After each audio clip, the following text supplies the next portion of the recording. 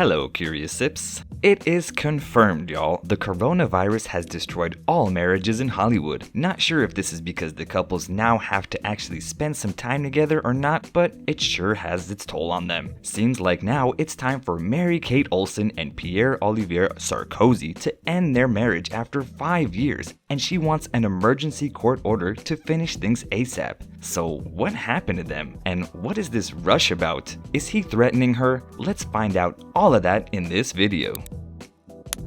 Mary-Kate and Pierre met back in 2012 at a party. She got attracted to how outgoing he was, and considering how Mary-Kate had to deal with being famous at a very young age because of Full House, she was more of a private person. And when they decided to go out, she preferred to go out late at night, and they would have midnight dinners at Nobu, and then she also really liked being in the Hamptons because there was more privacy for her there and she could go riding on her horses. Even though there's a 17-year-old age gap between them, they both were very driven, intelligent, and hardworking, and they have so much mutual respect for each other. Knowing how private the Olsen sisters are, it was normal not to see these two out much. But the Sarkozys had a way of making her feel comfortable, even in scenarios that she would normally like to avoid. And he's very funny and charming and personable. So after dating for almost 2 years, Olivier proposed to Mary-Kate in February of 2014, and a year later, the fashion designer married the French banker in a very intimate ceremony in Manhattan with only 50 guests. Even though this was Mary-Kate's first marriage, her husband had been married before and had 2 kids, Julian and Margot,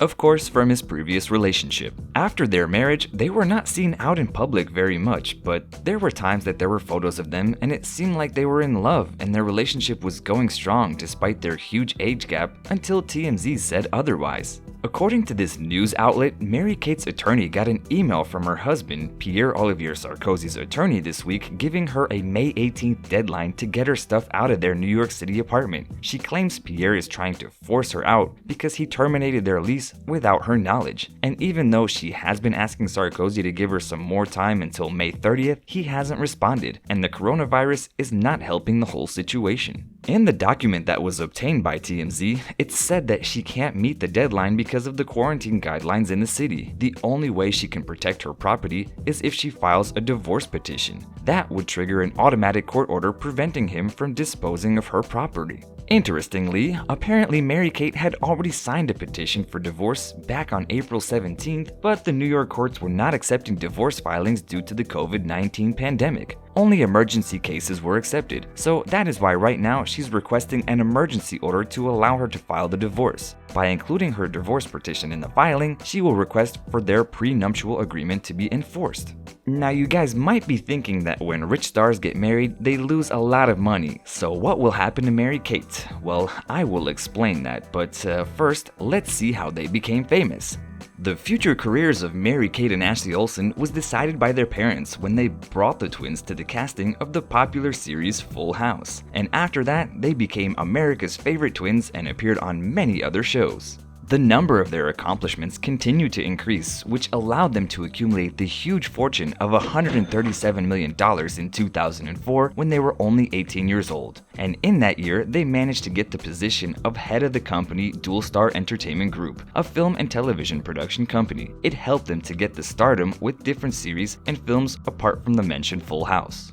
Unfortunately, in 2004, the image of the sisters was seriously damaged when Mary-Kate declared that she had to enter Cirque Lodge Clinic in Utah to treat anorexia that had completely changed her. This episode, as recalled by other famous sister Elizabeth Olsen, affected not only her, but also the rest of the family, causing deep emotional harm to them all. And luckily, she managed to resolve the situation, although some new pictures show it affected her very much. It was during that harsh period when they decided to dedicate themselves to the world of fashion. They both contributed to the project, the creativity of Mary-Kate and the entrepreneurial spirit of Ashley, and they managed to create a fashion house.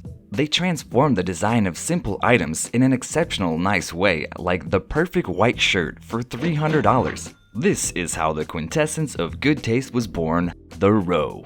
This project was bringing them the cream of the crop while most businesses went bankrupt. Their work was so much of the impact that they were nominated for the awards of the Council of Fashion Designers of America, and now they are respected members of it. So just to give you an idea of how fancy their brand is, on their website you can find a 1,600 cotton pair of pants, 4,800 suede jackets, and much more. You get the idea. The sisters also run a contemporary fashion label, Elizabeth and James.